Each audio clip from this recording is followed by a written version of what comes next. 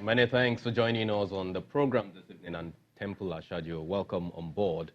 Securities across the Nigerian financial markets closed bullish this week, thanks to the earnings season, which is beginning to usher in some inflows, especially at the equity side of the market. Well, on the show this evening, we'll examine what's driving the sentiment and, of course, preview the debt management offers bond auction of 100 billion naira scheduled to hold on Wednesday next week, the 24th of April. Well, let's, however, remind you of how the four-day trading session performed and closed before beginning with our focus, actually, this evening on the program. We'll start with the earnings, which were the key drivers that we had in the equities markets this week. And, of course, Access Bank is #1 on the radar because it was the very first one to actually come in. So Access Bank's Q1 2019 result is one that has been described as a home run for the bank, and that is coming from Investment One analysts. The performance, which stems from the recent merger with Diamond Bank, contributed to the 16.4% year-on-year growth in gross earnings, boosting the net interest income by 27.3% year-on-year. The developments in the bank also informed a 32% year-on-year rise in impairment charges, leading to a profits before tax of 64.4% at 45.1 billion naira. Now, Zenith Bank is next, and Zenith Bank actually this week posted a 28.4% quarter-on-quarter growth in net interest income, representing a 26% quarter-on-quarter drop in non-interest income. The lender reported a 48% quarter-on-quarter decline in impairment charges, while pre-tax profit fell 11% quarter-on-quarter to 57.3 billion naira. The post-tax profit climbed 2% quarter-on-quarter on the back of a lower effective tax. The increase in OPEX, which will be operating expenses now, has been attributed to AMCON's charge taken in Q1 of 2019, a trend that is expected to impact Zenith Bank's peers in Q1 2019. That's for the same period. Now, Guarantee Trust Bank this week reported a 12.4% quarter-on-quarter rise in net interest income to 58.2 billion naira. And the report was part of the lender's unaudited filings to the Nigerian Stock Exchange. Unlike Zenith Bank, GT Bank reported a 23.3% quarter-on-quarter rise in non-interest income, and with a decline in impairment charges by 79.1% on quarter-on-quarter, and of course 60.3% year-on-year to 651 million naira. GT Bank's net loans were flat quarter-on-quarter, but down by 5% on a year-on-year basis. And now let's move on to the markets review. We'll start with equities. Of course, the all-share index this week crossed back the 30,086.31 points. That's the 30,000 psychological line, rising some 1.78% week on week. Equity capitalization also grew to 11.301 trillion naira. Activity level for this week in terms of volume was positive at some 988.69 million units of shares traded. We saw value coming in at 11.432 billion naira. And all that took place in 13,596 deals. On the sectoral fronts, we have a lot of banking names that did justice to the performance we saw there. Banking segment of the market was up some 207 basis points. The consumer goods segment of the market rose the highest, some 5.70%. And of course, the industrial goods segment of the market was up some 0.46%. The insurance side of things also moved positively, up some 2.44%, thanks to Mansard Insurance and of course, ICO Insurance, as well as Royal Exchange. Oil and gas side of the market was negative, down some 2.12% in the markets. Well, for the total number of gainers and losers this week, that's closed at par, was 33 equities actually appreciated in price and 33 others depreciated in value. And this is in contrast to 35 gainers and 31 decliners that we saw in the last week, where we had 101 other equities that remained unchanged this week. And for the unlisted securities market, this week we saw it closing up 1.67% at 741.05. against the 728.88 points that we saw last week. Market capitalization also rose by the same margin to close at 532.39 billion naira. In terms of volume, we saw 11.7 million units of shares traded this week at a value of 39.40 million naira. And we saw a total of 29 deals this week, this last 4 trading sessions. We saw trading on 10 out of the 38 securities tradable on that particular platform. And of course, the highest volume of transaction was seen across the counter of Food Concepts PLC, some 10 million units of shares traded across that particular counter for a value of 7.30 million naira. Next to that in line was Friesland Campina Wamco that had 175,029 units of shares traded. And our FMDQ OTC Securities Exchange is reporting a turnover of 28.98 trillion naira for its fixed income and currency markets as of March the 31st of 2019. Now, the figure represents a 51.09% or 9.8 trillion naira month-on-month on a month-on-month basis. While on a year-on-year basis, the exchange recorded an 84.47% year-on-year increase from 15.71 trillion naira in February 2018.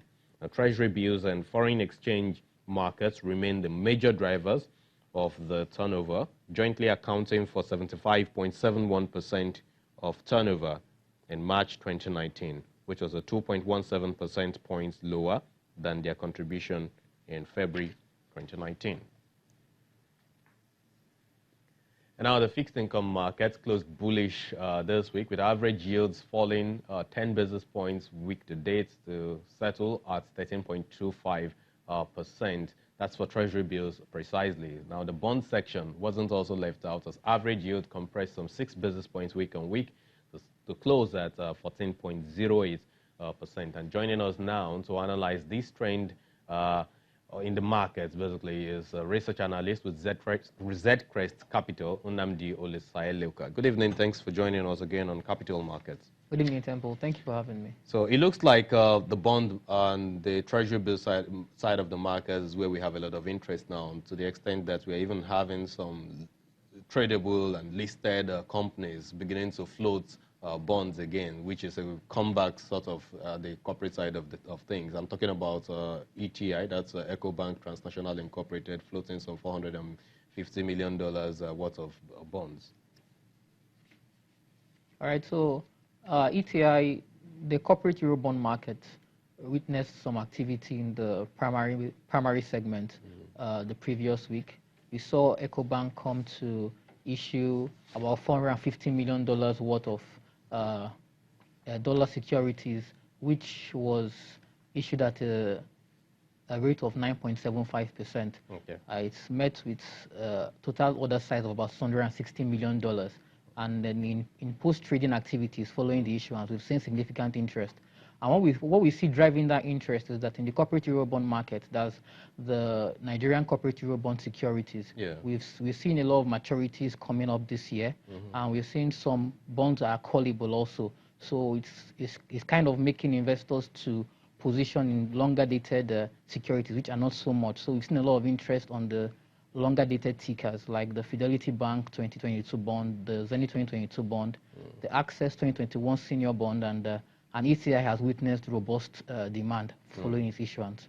Okay, so that's very, very nice. And that, of course, gives room for a lot of investors, non-equity investors, to actually key into this particular deal. So let's look at the yield curve for this week. The treasury bill side of the market, we seem to see a bit of contraction at the mid and the long end of the curve, where there was a bit of sell-off. But it looks like the reverse was the case in terms of the bond side of things.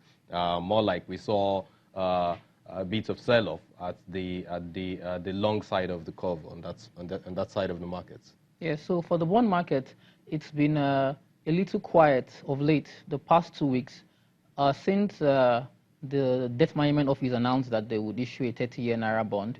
We've seen activities range in the bond market. On some sessions, you see some demand from clients pressuring yields lower, and other sessions you see some kind of bearish positioning by other market players, taking you slightly higher.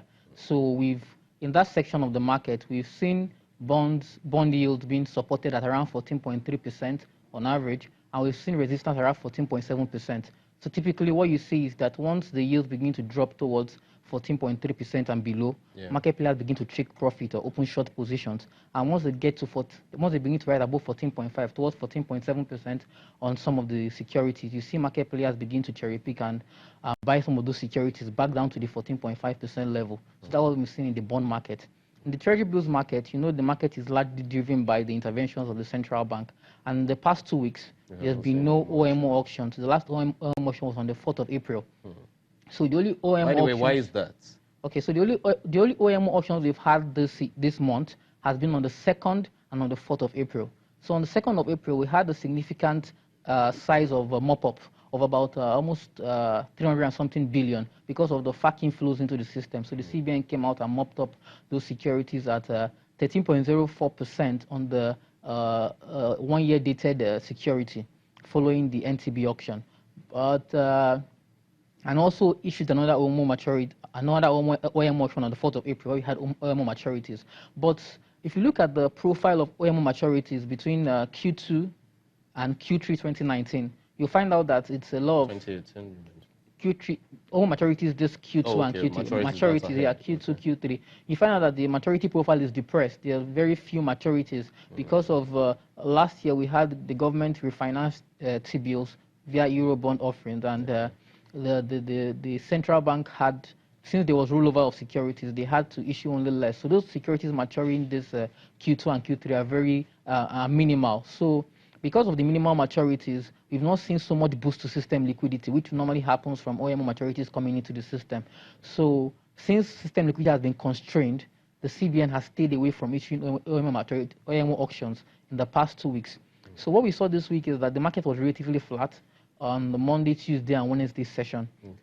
But on the Thursday session, where we saw some kind of boost to system liquidity from about 107 billion OMO maturities, which came in, and about 33 billion bond coupon payment on the 2037 FGN bond. And market players were anticipating that, likely the CBN would issue an OMO auction to mop up those maturities, but there was no OMO auction issued. So what we saw was that the market went into a bullish run out because of there was no issuance, and ordinarily market players would not want to sleep with cash over the holidays. So you have to invest your cash into securities, and some other offshore investors or some other real money accounts, local investors who had anticipated the OMO maturity had to invest at what the secondary market offered them. So we saw yields drop about 30 basis points. The long end of the curve, February, March, April maturities, we saw significant demand where bills that have been sticky around 13% levels, all of a sudden began to trade down to 12.5 and as low as 12.4% on the day. So it was a kind of mini rally for the T-bills because of the lack of OMO issuance. And we saw the previous day there was an NTB auction, and the demand was robust, but in terms of the rates of bids, it was not as aggressive as we normally see for an NTB auction, given that market players expected that the OMO auction would be offered the next day. And as it was not offered, that was what spurred the bullish run on the T-bills market. Some other analysts also believe that we've seen so much of inflows in recent time, and that could, and of course, due to the fact that the T-bills and the fixed income space is where you have more activities, that is where, that's one of the reasons why we actually have more demands. So inflows from FPIs was notable in the first quarter. It has remained, but on a more moderate tone, the month of April. So FPIs prefer short duration to long duration currently in the Nigerian fixed income space. So they have continued to play on the short end of the curve, which is basically the treasury bill space. So you just put down your money and you're able to quickly exactly. So we're still seeing interest in the T-bill space, but not as strong as we saw in the first quarter. While interest has dissipated largely in the bond market, FPIs are not buying bonds currently. No significant buying activities for FGN bonds, but we've still seen sustained interest. And the fact that the CBN had been previously issuing OMO securities has kind of kept yield levels sustained. But because of the absence of the OMO securities, the I week. really wonder what will happen to the FPIs, especially when the yields eventually go much lower, if they're going to move out of the market and the domestic players will actually take over. But we need to go on this short break, and when we come back, we'll be previewing the bond auction of the Debt Management Office that is scheduled for the 24th of April. That's Wednesday next week. Stay with us.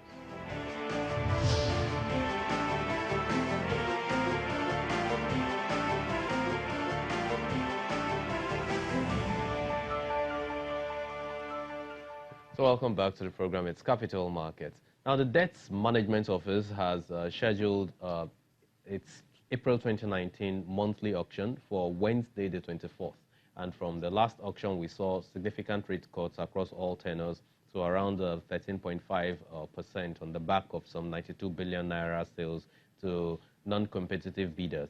Now, Wednesday specifically, there will be one reopening and, of course, two new issues. That's a 40 billion naira for April 2023, which is the reopening, and, of course, 40 billion naira across the 2029 security, which is the new issue. Then you have a 20 billion naira reopening or new issue now for the 2049. That's the 30-year bond. Of course, we've got Nnamdi Olisai-Luka from Zcrest Capital still very much around with us. For the next, for the rest of the show, let's look at what your expectations are for this particular bond that is going to be auctioned next week, Wednesday. Do you have expectations around stop rates? Is it going to be higher or lower this time? Okay, so to do the analysis, let's just take a cursory look at how the performance of the last bond auction went. So at the last bond auction, the market levels were around 14%. But what really happened at the bond auction was, prior to the bond auction, we saw the Monetary Policy Committee meeting hold, where the central bank cut rates by about 50 basis points down to 13.50%. So what we saw after that was the Debt Management Office came and floated the bond auction and managed top rates with about 92 billion naira competitive bids, and coincidentally cleared all rates at 13.50%. So then further to the announcement of this particular bond auction, they came out to say that they will be issuing a longer dated bond, which is a 30-year naira bond for the first time, to take advantage of lower rates. But what you find notably after the auction held and cleared at 13.50% was that market repriced bond yields back above 14%. So we've seen a strong support for bond yields at about 14%. So going into this next bond auction, there are some particular things to look at. First of all, we want to know what is the plan by Debt Management Office. What do they have in their war chest? Do they really have some non-competitive bids that they're planning to use to manage rates once again? Are they in a very strong position? But other than that, if market is going to dictate the tune of the forthcoming bond auction, then we'll see stop rates range around 14.3 to 14.7%. Like I said earlier, we've seen support for bond yields around 14.3%, and we've seen rates around 14.7%. So market players would like to play within that range of 14.3 to 14.7%. So barring another action by the DMO to manage the stop rates, I think the rate should clear around the 14.3 to 14.7% band, which is currently where yields are traded in the market. The 30-year naira bond, which has been the sort of much discourse, we think there will be some demand from basically real money accounts. The bond has not been floated before. This is the first time you're having a 30-year naira bond. So market players, the traders, the dealers in the market will want to first see how the bond will perform. And it's very long duration, so you're taking a significant risk. So the kind of people that will have, the investors that will have interest in that particular bond will be the long-term investors, the PFAs, some insurance clients, and maybe some FPIs who have such interest. And thankfully, it's going to be listed eventually. So if you want to make exits, it makes it easy. Yes, but it will be very illiquid at the first point of issuance. It will still be illiquid because there'll be low amount of traded volumes, and it won't be on the benchmark. So liquidity will be kind of a constraint to. So we think demand would remain concentrated around the 10-year bond, which is the 2029 2029 bond, and we'll see some more demand also on the 2023 bond. Just but a reopening. yes, but historically, market players have favored the 10-year tenor more than other tenors being issued by the DMO. So I think the bulk of demand at the auction will be focused on the 10-year 2029 new issue. So you're going to be seeing the debits and, of course, liquidity mop-ups, FX intervention, all of this happening all together by the regulators in this space. Do you see any form of upward pressure going forward as well? Yeah, so looking forward, for the bond market, there's some particular things to look at. So first of all, let me look at the positives. Okay. So if you call the positives, what are the positives for yields? One that you can say is oil price. Look at oil price. If oil price remains stable or even gains traction upward, you find out that it helps improve the revenues to the government and reduces the funding gap the government has to fill. So it puts government in a stronger position, and they'll have to borrow less, resulting in less supply of the debt papers. Another thing that could be positive for bond yields is what the CBN does. If they continue to pressure short-term rates downwards, the market players will begin to look at if yields become more attractive on the longer-term bonds. Market players will begin to look at that side. So basically, we are looking at a case where the CBN, if they continue to pressure short-term rates lower, the curve normalizes. Then we can see demand come back to the bond space. But if the short-term rates remain where they are, remain stable at where they are, market players will continue to favor T-bill yields, because at an average of 14.3% on the long end of the curve, you still find it attractive to buy short-term bills, which have a lesser risk. If you look at those are for the positives, but the negatives, inflation came out earlier this week during the trading session and cleared at 11.2 and came out at 11.25%, which was 6 basis points lower than 11.31% it cleared in the month of February. And so far this year, we've seen a downward pressure in inflation. From January till date, it has been moderating from 11.44% now down to 11.25%. But analyst expectations are that we'll begin to see a renewed uptick in inflation. So as the planting season comes on board, there will be slight pressure on food prices. Then the Buhari administration has implemented the minimum wage and taking it us to 30,000 naira. So there will be some demand pull pressures from that end. They're planning VAT implementation, which might put a little cost push inflation. Then we're also seeing though the government has come out to say that subsidy will be maintained and fuel price will remain stable, but we don't know how that will pan out. So some of these are risk factors you're looking at. Then if the deficit position of government is growing and growing, and there are a lot of things they need to fund, the budget will soon be passed, and they will need to start making some of those borrowings. So these are some of the factors that are also making us to look at that could also pressure bond yields slightly higher. So if you on the balance of probabilities, we are still maintaining a slightly bearish position on bonds currently. We do not think that what took us down to where we are currently is the significant interest we saw from offshore investors. Which is the FPI is following the dovish turn by the U.S. Fed. But that simply means that there will be more liquidity. So system liquidity is going to be on the high side next week, because you'll be having some 46 billion naira OMO bills inflows. You'll be having some 8.1 billion naira coupon payments. But anyways, I wish you all the best in all your dealings next week and the week ahead for you. Thanks a great deal, Onamdi Olesaya Eloka, who is a research analyst with Zcrest Capital.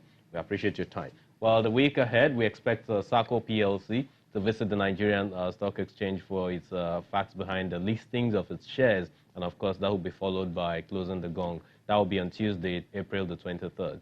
On that note, we'll bring the show to a close. That's it for the program. Thanks for being a part of it. I'm Temple Ashaju. I'll see you next time. Bye for now.